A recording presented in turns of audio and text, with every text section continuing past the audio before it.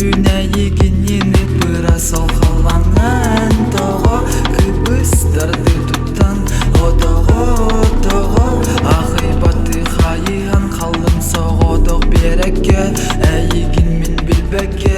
İli gitten sepeke Minel beğide peke Kiran kastı kötü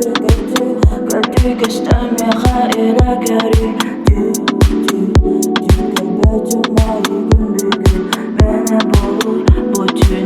mene bolur lekahü sabirde kiran kastı kötü geçten hayra kari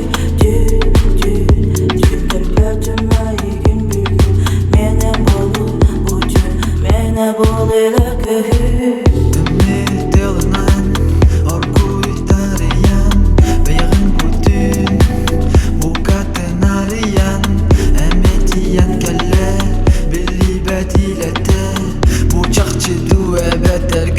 Bedeni kite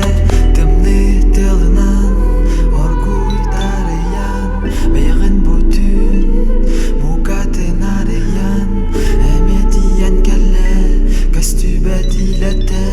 Bu çakçı du ebedel Billi bedeni kite